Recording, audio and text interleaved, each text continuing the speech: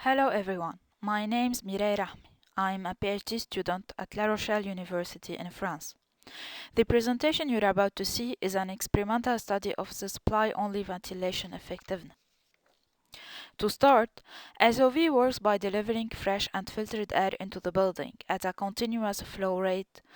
In general, the unit is mounted in the loft space, where the average solar gain throughout the heating season is about 3 degrees. So we're picking up free energy but still a slight gain.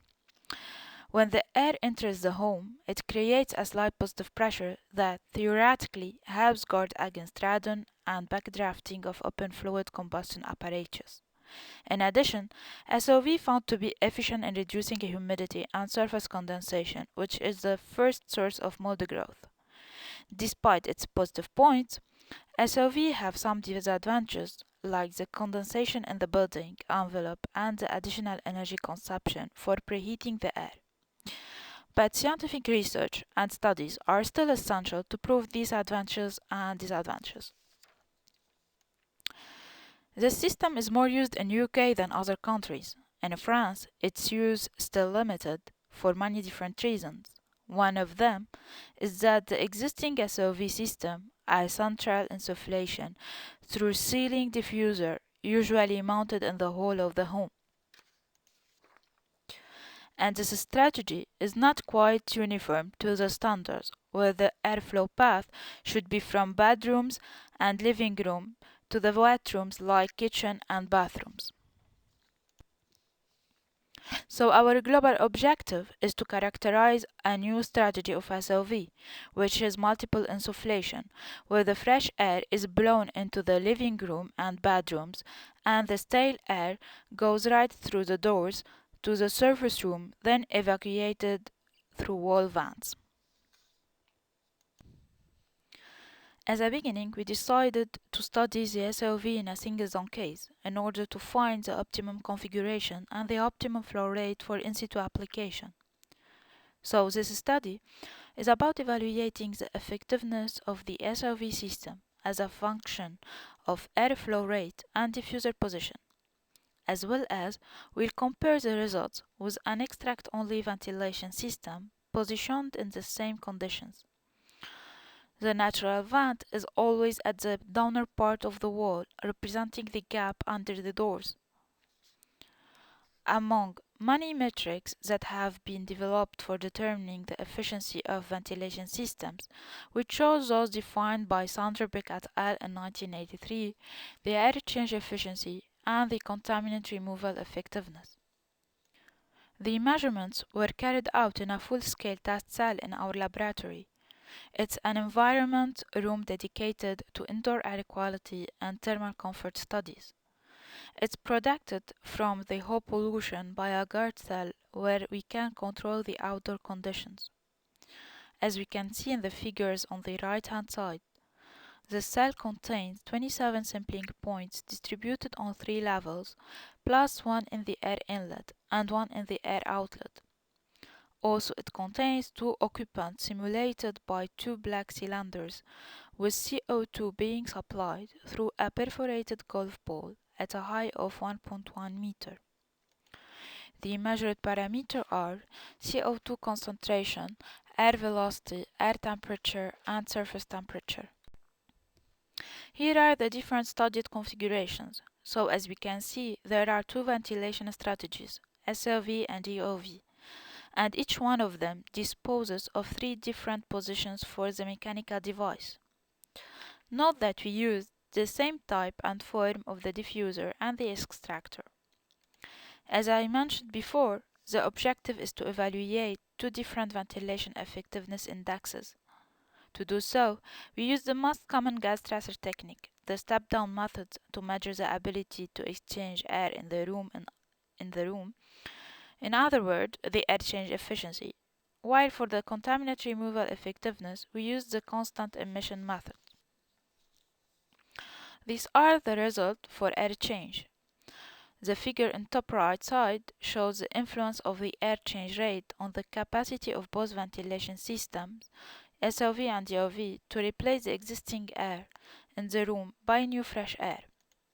And it corresponds to the configuration A, where the mechanical supply or the exhaust device is situated at the upper part of the opposite wall. So, as we can see, the two systems present the same efficiency, around 50%, which correspond to the usual value of perfect mixing ventilation. The second figure represents the air exchange efficiency of the three configurations by imposing 1 air exchange per hour. The configuration A and B are typical of perfect mixing ventilation, while for the configuration C, we notice a short-circuiting of airflow in case of extraction, where epsilon A is about 30%, and we notice an unidirectional flow occurs in case of supply system, where epsilon A is nearby 62%. In the top left, the contaminant removal effectiveness is plotted against the air change rate for both systems. For the AOV system, epsilon C is around 0.8 for all studied flow rate, except for 0.5 air change per hour, where it's equal to 1. This is also the same for the SOV. Epsilon C of 1 indicates that the mixing is complete and instantaneous, and that the pollutant source position does not have an influence. In contrast, for the other airflow rates, epsilon C of SOV increases till a maximum value for 1 air change per hour, then decreases by increasing the air change rate. It's believed that by increasing the velocity of the airflow, it's short-circuited and the pollutant source is in the recirculation area, which is completely separated from the bypass area. This different behavior of the two systems can be referred to different reasons, like the position, form, and type of the air terminal devices. Now, in the down right side of the screen, we see the contaminant removal effectiveness for the three studied configurations. The results show that the highest effectiveness is obtained in configuration A for SOV and in configuration C with EOV. In fact, for SOV in configuration C, the ceiling supply is radial and it's directly above the occupant. Thus, the new air cannot reach the pollutant source rapidly.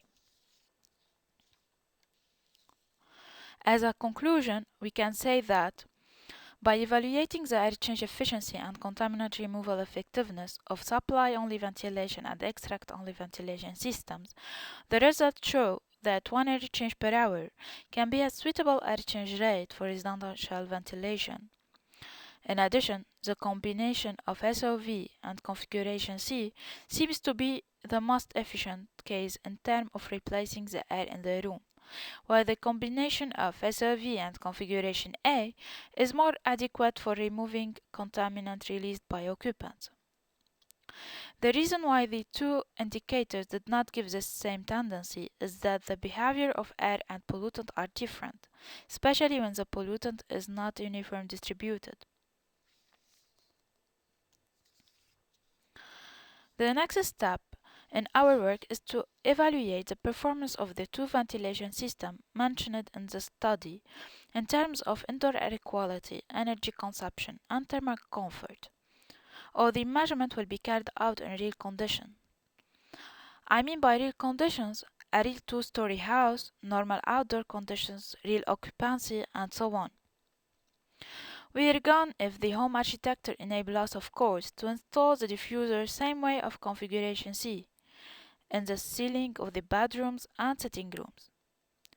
Plus, we're gonna test two different airflow rates. The first is 1 air change per hour, and the second is equivalent to the airflow rate recommended by French standards. Thank you.